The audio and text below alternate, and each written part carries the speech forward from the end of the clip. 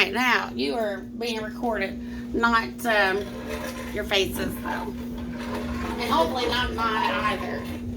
Or anything else. Can you what? Use that chair, sit down. Yeah. Sure. Let me go ahead and put the fettuccine in. Get over a little bit, please. I shortcutted the water boiling.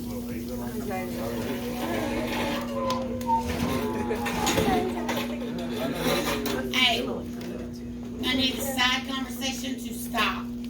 If for no other reason than I'm recording this, okay? I went ahead and started the water boiling. You're gonna cook your fettuccine according to the package directions, okay? Our biggest, I can't even see that, 11 to 12 minutes for fettuccine. Our biggest gripe, my biggest gripe with pasta is the fact that it's overcooked. I don't like mushy pasta.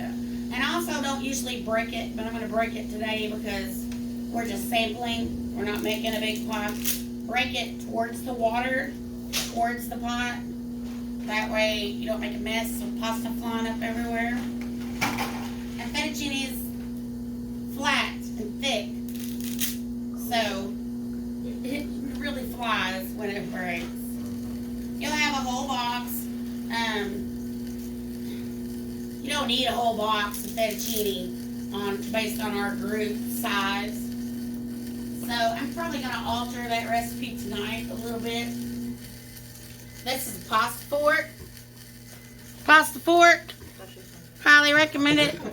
I've got my chicken pan on medium-high heat. I'm going to go ahead and let that heat up while I'm stirring the fettuccine. Once you put it in there, just stir it a little bit. Set your timer. In minutes, not hours. I don't know how many times I've done that in my life. Like, it's happened way too many times. Because I think microwave time, and it's different for oven time and stove time.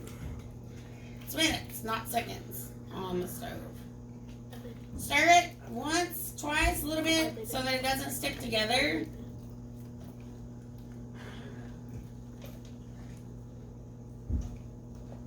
And then let it be. Don't let it boil over.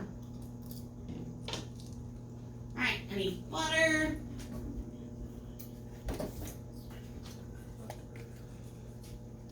Parmesan, bless you. Whipping cream, bless you.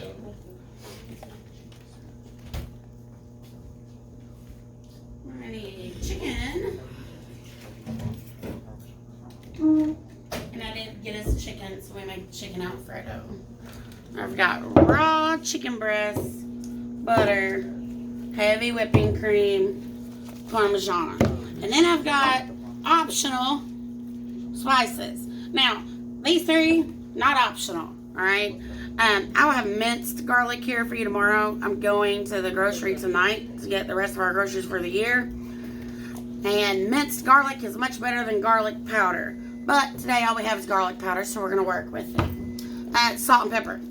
Now, parsley doesn't have much flavor at all, and they put it in there. It's a little bit of green. We'll put a little parsley in there, and I prefer Creole Alfredo. That is not for everybody. It's not hot at all. Creole seasoning is not about heat. It's about flavor and peppers. If you want, we can do half Creole, half not. Does anybody object to Creole? No. It's okay if you do. But tell me now before I Creole the crap out of this, okay? Alright, it's Creole day, that's right. I'm going to stir this one more time just to make sure. Fettuccine does like to stick together bad because it is a very flat, wide noodle. So make sure it's not sticking together. Or you're going to have almost like logs of fettuccine stuck together and raw at the end of this. Okay. So, I'm going to start with butter in a pan. And I don't know why I always cook meat with a fork. It just is. Don't ever touch metal to one of these non-stick skillets though, because it actually takes the finish off. And that sucks because you have to buy new ones and ain't nobody trying to buy us anything, right? And you don't want to eat that. Okay? Teflon, not for consumption. I'm going to start with 2 tablespoons of butter for my chicken. And yes, I'm moving it around, but I'm still not touching that pan.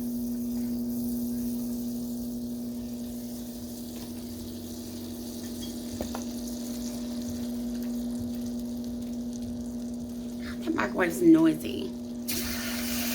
And then I'm going to get my chicken in.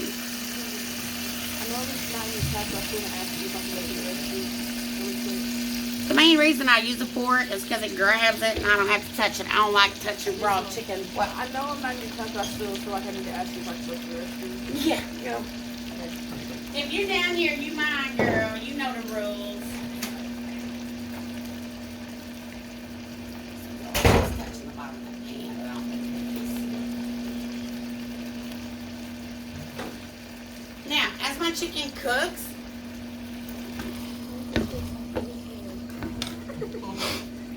I'm going to go ahead and season it. You always want to season your food while you're cooking, if at all possible. Unless you're cooking for some special populations like old people or special diet concerns, like people can't have salt or allergies or something like that. We ain't cooking no bland food because we ain't got none of that going on down here, right? So we do Creole, we do salt, and we do pepper. And everybody says that looks like a lot of salt. It's really not. It's really not. Like, you'll see when you taste it. I know that Alfredo's the bomb, and it really is good. Now, I'm going to go ahead and get a cutting board.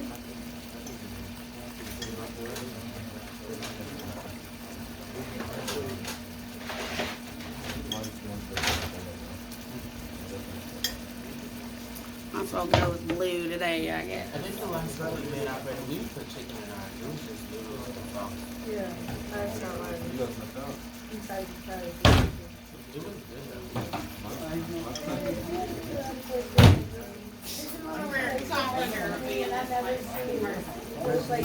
She's always like, are you guys coming in cookies? And I'm like, I'm sorry, I'm only gonna. And I've been meaning to tell her to like, I've been meaning to come along to tell her to text me. Yeah, but I think there's some over there. That's how I know you're right. Cutting board, a colander.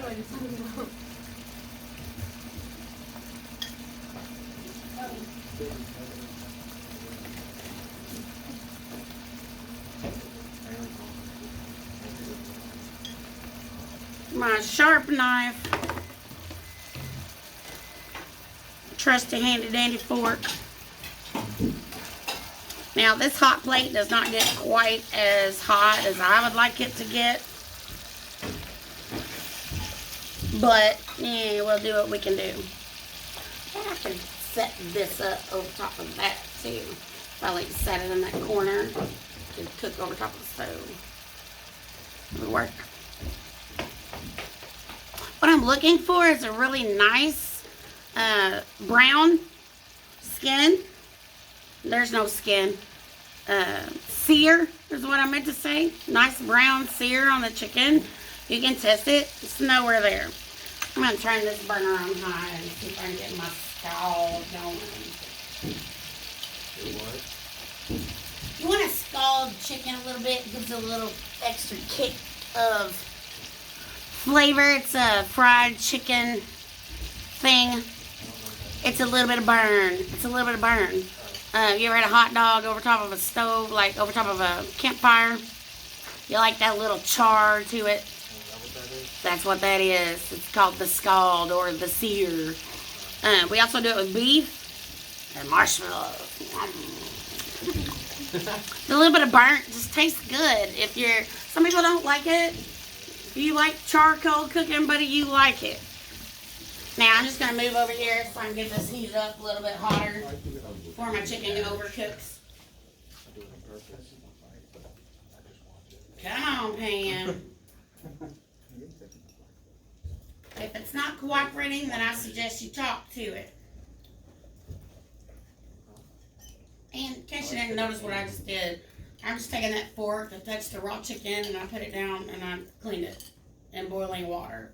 So it doesn't have salmonella on it anymore. When I told Joe I was a germaphobe, I wasn't kidding. Okay? Not even a little bit. Well, you need to be if you're going to be in the cooking. Can't hear you, honey. Not even a little bit. You're going to need to be a germaphobe if you're going to work in the cooking field, though. I would think that's a great argument, but you'd be surprised how nasty some people are who work in the food industry. Like, for real. I don't really know what's going on, but this thing isn't even as hot as that one. I'm moving back over. That was weird. I guess the pan. That's what I need right there. I need some frying action. Come on. Nah, it's good. It's just this. Hot plates are a big fire hazard, so they don't make them as hot as they used to. It sucks. I need an old one, like from a yard sale. We'd probably be burning the building down then, though. It's starting to do it a little bit. You start to see the brown. We want the brown because that's the flavor, Noah, okay? And you'll see that once we get to cooking.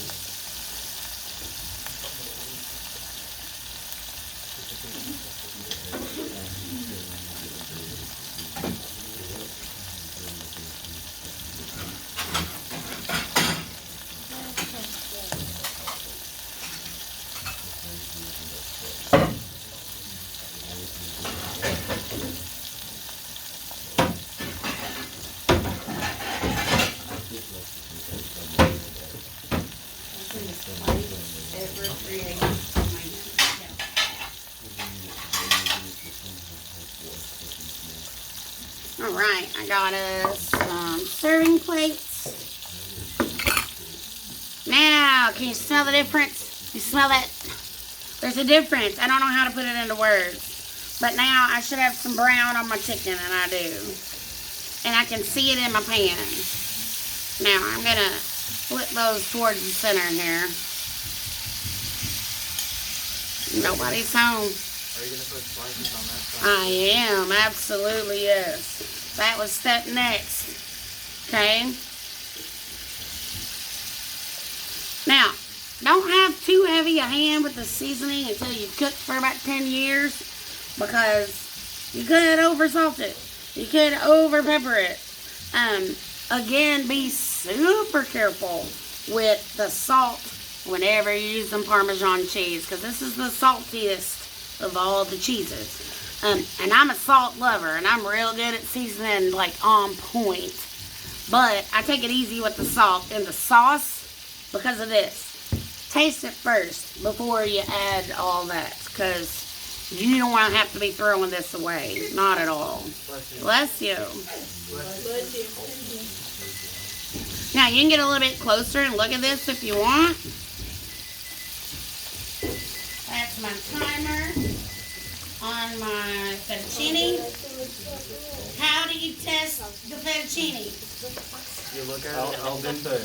What's the taste? Yeah, I always wait for somebody to say throw it against the wall. That's a big no. And that is one way that people test the pasta. You gotta eat it. It should be al dente, which means what, Matthias? Avocado. Do you remember? The taste. To the tooth. Dente means tooth. Dental. You should need teeth to eat pasta. Sorry.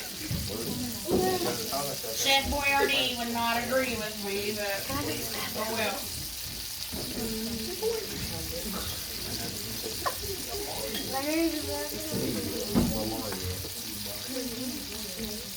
Are there any smoke detectors? Probably not. Can I use that? Probably not. If there were, we would have settled off a long time ago. That's a fire alarm. I don't know if it's smoke detector or not. Oh, the fire alarm. That's the new one. What we need is sprinklers at this one. What about that either? Can I go to the bathroom, please? I can't hold it anymore. Yeah. Now, there's my drained pasta.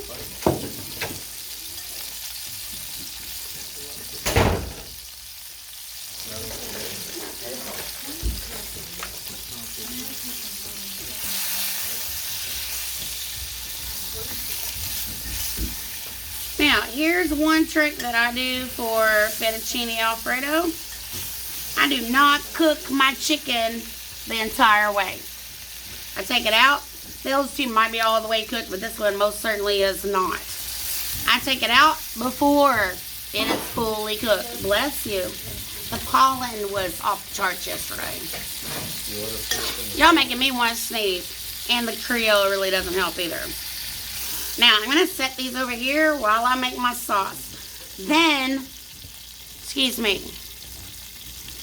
this is going to sit here for a few minutes as any meat should. It should rest before you cut it. If I cut into it right now, every juice in that chicken is going to come running out of it. It's called carryover cooking. It has to sit and finish cooking.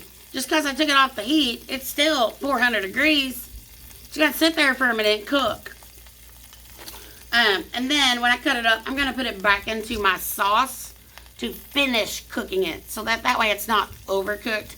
It should be perfect, right? I'm going to put 2 more tablespoons of butter. Not cleaning the pan. This is where people make a mistake. They would empty all that brown out, baby. That's where the flavor is at. We want to keep all that, all right? Now,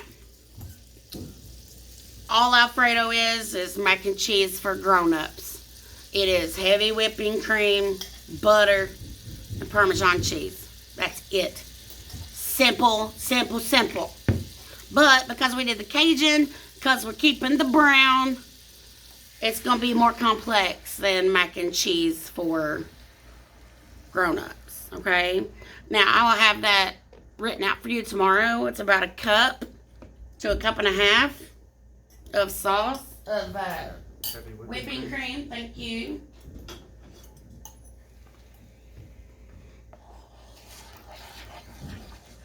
And there is no substitute. Don't use milk, ever. Half and half, forget about it. No, use heavy whipping cream. What is whipping cream? If I took that and put it in a bowl and put it in that mixer, it'd make whipped cream. It's liquid whipped cream. Yes, it's one of the processes when they take the milk from the cow. They do a bunch of different things to it to get the different elements out. One of them's butter. One of them's buttermilk. One of them's whipping cream. One of them's half and half. It's half milk, half cream. I don't know all that. Be a good question for Mr. Norris. I just buy the stuff at the grocery store. And then it's about 1 cup of Parmesan. The Parmesan is what thickens it. You don't put any flour. You don't put any of that in here, okay? What is the flash? Why is there lightning in my... Somebody's phone is lightening up over there and it's reflecting off the dryer. It's freaking me out. It's okay. What's so funny? It's blowing up, girl. Yum. Now, pepper. Just like gravy, it's not really done until you do the pepper, okay? We gotta have pepper in Alfredo. Now, if I can remember, I'll bring my pepper grinder. So you can have fresh, cracked pepper. I did get parsley. I'm gonna turn that down before it separates on me. But I forgot to open it, so that's a pain. I have no strength. I'm like a little weak baby bird. A little bit of parsley, like 1/2 teaspoon. And garlic. Now y'all really about to smell it. Like, it hits different. It do. Are you gonna have enough measuring cups and stuff for all of us? Oh, yeah. Yeah. Plenty. And I'm thinking 3 groups is going to do it, y'all. And then we're going to have to adjust the recipe because we're not making a pound of Alfredo for 4 people. It's a bit much. You'll walk up out of here sick. It's pretty tasty. let's move on to the chicken. It should be ready to slice. Like I said, these little ones are probably cooked perfect, and they are. And that big one's going to be pink in the middle because I want it to be. Okay? So cut them up whatever size you want them. It's up to you. Some people will leave them in strips. I don't. I like them in smaller pieces. That way you get a little piece of chicken with each bite of pasta. Right? That's ideal. That's a long time in the bathroom. Now this last one should be just a little pink in the middle, but it really doesn't matter because I'm going to put it right back into that boiling sauce and it's going to finish cooking.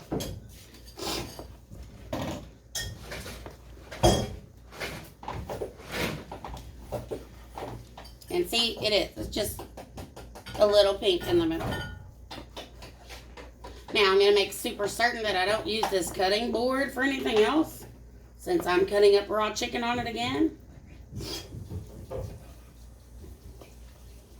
But I'm also going to make sure that I don't lose a bit of that juice either. We want that.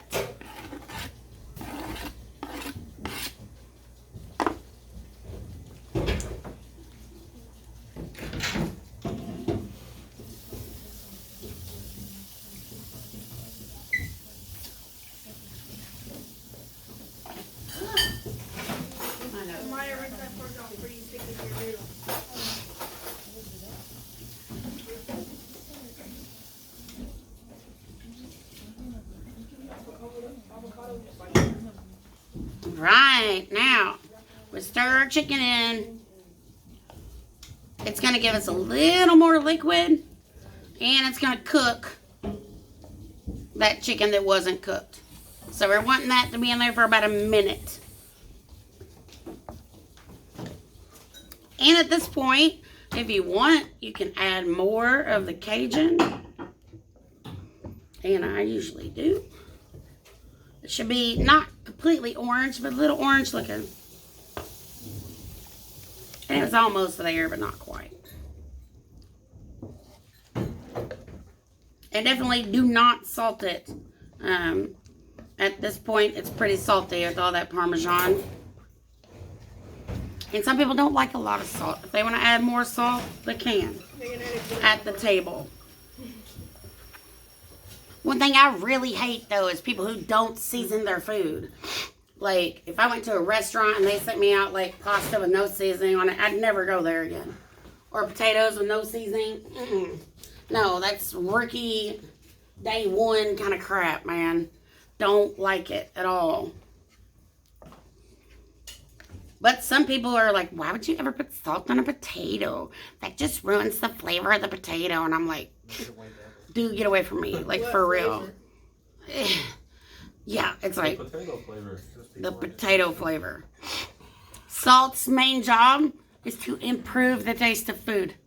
That's its #1 description. Salt improves the taste of food. And then it was used to preserve food. Bless you. We're a group of sneezers today. Oh, that's good. That's real good. Now, you take your pasta. Notice I did not rinse it. A lot of people will make the mistake of rinsing their pasta and getting this sticky off. That's a problem because the sticky helps the sauce stick. We don't want to do that. Bless you.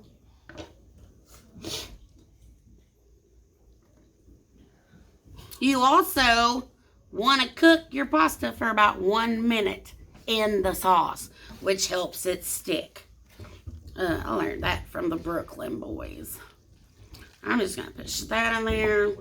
Then I'm going to switch pots. What? Oh, Tom and Steve, the owners of Madison Gardens.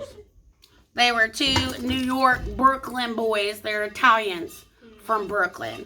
They're, bless you, they're who taught me pasta when I was their server at Madison Gardens. But then I was the general manager, so. The bartender there, too. You used to be a bartender? Yeah. What's better, Do being you a like it? bartender? Oh, yeah. Oh, yeah. Bartender's making the pretty. I'm a kill bartender, honey. You better believe it. Did you mix drinks? She made bank as a bartender. Yeah, I can mix drinks. I went to bartending school. I I did. didn't know that was a career. That is a career. It's a very lucrative one, You can be a too. bartender without going to bartending school. You absolutely You can. have to actually go to a bartending school. No, you You don't. can do it I thought without you it. did. No, they sent me just for poops and giggles. I thought it actually like was for you have to be. No, absolutely not. Most restaurants promote bartender from within because they really need somebody they can trust because that's money, baby. Like, if it's too thick, if you have too much pasta in there, you add a little bit more whipping cream. All right? Super easy.